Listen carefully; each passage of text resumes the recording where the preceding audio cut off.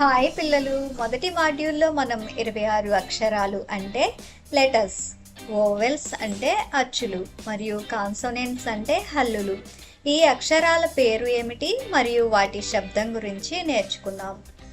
ఈ మాడ్యూల్లో మనం 3 మరియు 4 అక్షరాలతో ఏర్పడే పదాలను చదివే పద్ధతి గురించి నేర్చుకోబోతున్నాం. కానీ దానికి ముందు రకరకాల కాన్సోనెంట్స్ ఓవెల్స్తో కలిపినప్పుడు ఆ 2 అక్షరాల శబ్దం ఎలా ఉచ్చరించాలో అది నేర్చుకోవడం ముఖ్యం. జాయినింగ్ కాన్సోనెంట్స్ టు ఓవెల్ ఏ. మొదటి అక్షరం బి. బితో పాటుగా ఏ కలిపినప్పుడు బిఏ అవుతుంది బ్యా. బి శబ్దం భ మరియు ఏ శబ్దం యా. ఈ విధంగా బిఏ అవుతుంది బ్యా. అదేవిధంగా సిఏ. సి యొక్క శబ్దం ఖ మరియు ఏ శబ్దం యా.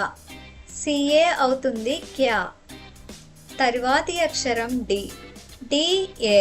డి యొక్క శబ్దం డ, ఏ శబ్దం యా. డిఏ అవుతుంది డ్యా.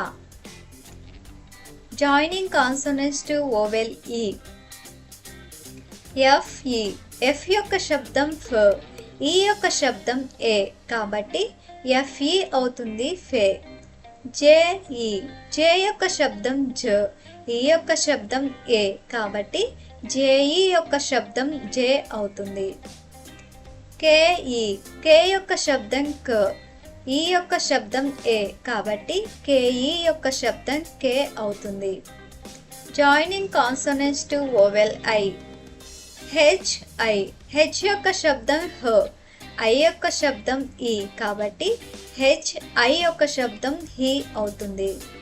తరువాతి అక్షరం పి. పిఐ. పి యొక్క శబ్దం ప, ఐ యొక్క శబ్దం ఈ, కాబట్టి పిఐ యొక్క శబ్దం పి అవుతుంది. తరువాతి అక్షరం ఎం. ఎంఐ. ఎం యొక్క శబ్దం మ, ఐ యొక్క శబ్దం ఈ, కాబట్టి ఎంఐ యొక్క శబ్దం మీ అవుతుంది. Joining consonants to vowel O. RO. R యొక్క శబ్దం ర, ఓ యొక్క శబ్దం ఆ, కాబట్టి ఆర్ఓ యొక్క శబ్దం రా అవుతుంది. ఎల్ఓ.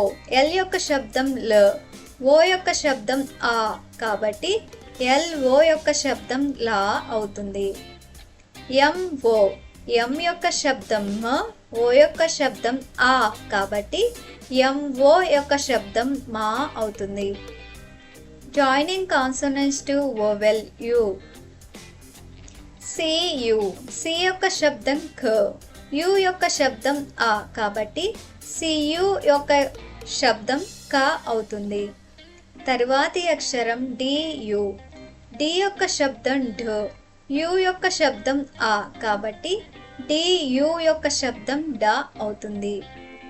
తరువాతి అక్షరం చూద్దాం. ఎఫ్యు. ఎఫ్ యొక్క శబ్దం ఫ, యు యొక్క శబ్దం ఆ, కాబట్టి ఎఫ్యు యొక్క శబ్దం ఫ అవుతుంది. పిల్లలు 3 లేదా 4 అక్షరాలతో ఏర్పడిన శబ్దాలను సులువుగా చదవడానికి మనం వివిధ కాన్సోనెంట్స్ ఓవెల్స్తో కలిసినప్పుడు వాటి శబ్దం ఏమిటో తెలుసుకోవడం చాలా ముఖ్యం.